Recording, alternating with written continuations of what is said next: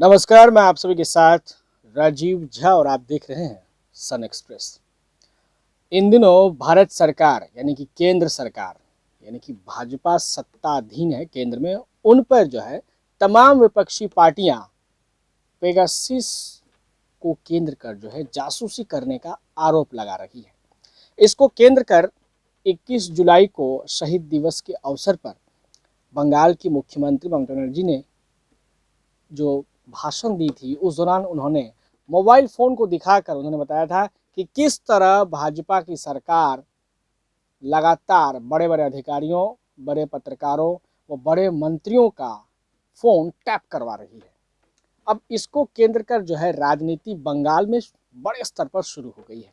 वो क्या कि भाजपा का जो बंगाल इकाई है, वो उनका कहना है कि मंत्री अधिकारियों की जासूसी के लिए ममता सरकार पेगासस का इस्तेमाल कर रही है। जी हाँ, कुछ ऐसा ही मामला आज सामने आया है। पेगासस मामले को लेकर लगातार हमलावर रही ममता बनर्जी की सरकार पर पलटवार करते हुए भाजपा की पश्चिम बंगाल इकाई ने शुक्रवार को कहा, यानी कि आज कहा कि राज्य की ममता बनर्जी सरकार उसी इजरायली जासूसी सॉफ्टवेयर का इस्तेमाल अपने विरोधियों, पत्रकारों, सरकारी अधिकारियों और यहां तक अपनी ही पार्टी के नेताओं और मंत्रियों की निगरानी के लिए कर रही है। प्रदेश भाजपा अध्यक्ष दिलीप घोष ने कहा कि उनकी पार्टी फोन टैपिंग जैसे मामलों से जुड़ी हुई नहीं है।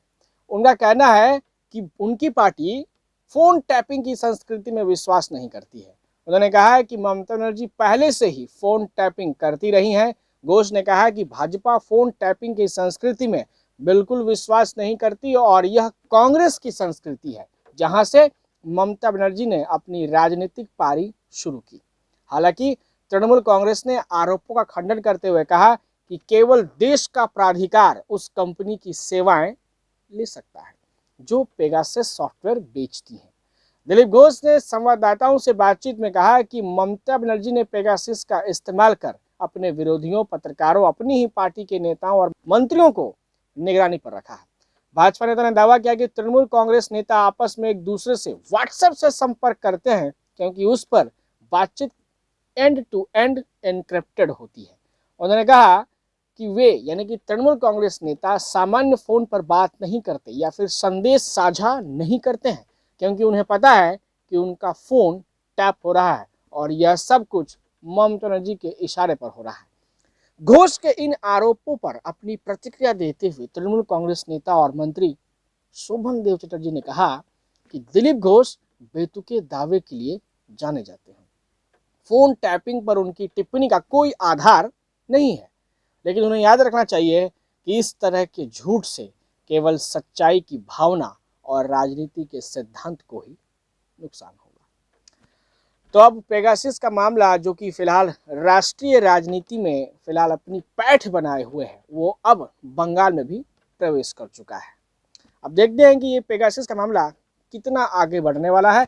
वैसे तो आज संसद सत्र शुरू होने से पहले कांग्रेस के प्रमुख नेता व राहुल गांधी भी पेगासस मामले में केंद्र सरकार को घेरने की कोशिश की है। पेगासस मामले में राहुल गांधी ने कहा है कि प्रधानमंत्री नरेंद्र मोदी ये क्यों नहीं कहते हैं कि इस घटने की जो है निष्पक्ष जांच होनी चाहिए। राहुल गांधी का कहना है कि उन्हें पूर्ण विश्वास है कि भाजपा सरकार ही पेगासस के द्वारा जो है भारत में फोन टैपिंग करवा रही है। इसके लिए उन्होंने निष्पक्ष जांच की मांग केंद्र सरकार से की है और इसे सुप्रीम कोर्ट के अधीन रखने की भी बात उन्होंने कही है। तो इस तरह की तमाम एक्सक्लूसिव खबरों की जानकारियों के लिए आपको कहीं जाने की जरूरत नहीं है। आप सिर्फ और सिर्फ बने रहिए सन एक्सप्रेस के साथ। धन्यवाद।